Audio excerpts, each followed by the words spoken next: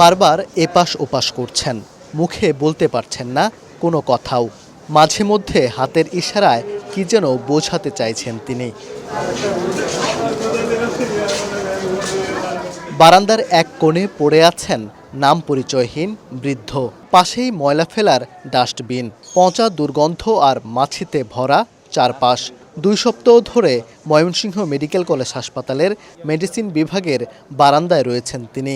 স্বজন না থাকায় মিলছে না যত্ন, পরীক্ষা না করায় মিলছে না সুচিকিৎসাও। তবে বৃদ্ধের মানবেতর জীবন দেখে সেবা দিতে এগিয়ে এসেছেন অন্য রোগীর স্বজন এবং এক স্বেচ্ছাসেবক।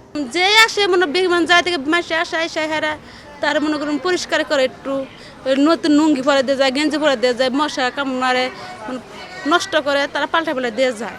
আর এই হাসপাতাল থেকে মনে করুন উঠি পাউডি এনে যা আছে ডিম এনে তারা দেয়। মোটামুটি সুস্থ তারা আছি, তারাই একদম সুস্থ থাকতে পারি না এই ময়লার দুর্গন্ধে। এখানে ময়লা ফেলাইতেছে, আবার ওনার কোনো স্বজন প্রীতি নাই, তো উনি যেভাবে ফিরে আসছিল এইভাবেই ওয়ার্ড বয়ে আপনার ছয় নাই।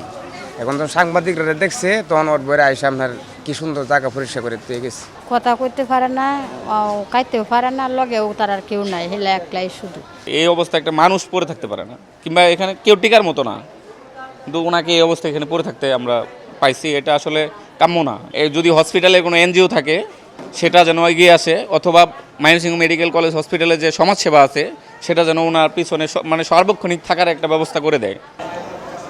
পরীক্ষা নিরীক্ষার অভাবে বৃদ্ধের রোগ জানা সম্ভব হয়নি বলে জানান হাসপাতালের দায়িত্বরত চিকিৎসক। বাট যেহেতু উনি অজ্ঞাত রোগী, ওনার পরীক্ষা নিরীক্ষা করাটাও খুব বেশি একটা আমাদের পক্ষে সম্ভব হচ্ছে না। তো সেজন্য আমরা যতটুকু তার ইনিশিয়ালি আমরা যতটুকু অসুবিধা পাইছি তার উপর থেকে আমরা তাকে ট্রিটমেন্ট দিচ্ছি, ম্যানেজমেন্ট দিচ্ছি। আমাদের পক্ষ থেকে যতটুকু করা, যেমন স্যালাইন দেওয়া, অ্যান্টিবায়োটিক দেওয়া, এগুলোই দেওয়া হচ্ছে আর কি, এর বেশি তো আর কিছু না। সে কিন্তু শুরুতে আপনার ওয়ার্ডেই ছিল, কিন্তু সে যেহেতু অজ্ঞাত এবং তার টেক কেয়ার করার লোকজন নাই, তার বাওয়াল ব্লাডার তার কন্ট্রোলে নাই, সে কিন্তু পুরো ওয়ার্ড নোংরা করতেছে। তখন সেক্ষেত্রে আপনার অন্যান্য রোগীর যে আপনার অবজেকশন, সেজন্য তাকে একটা আলাদা একটা আইসোলেটেড জায়গায় আপনার রাখা হয়েছে।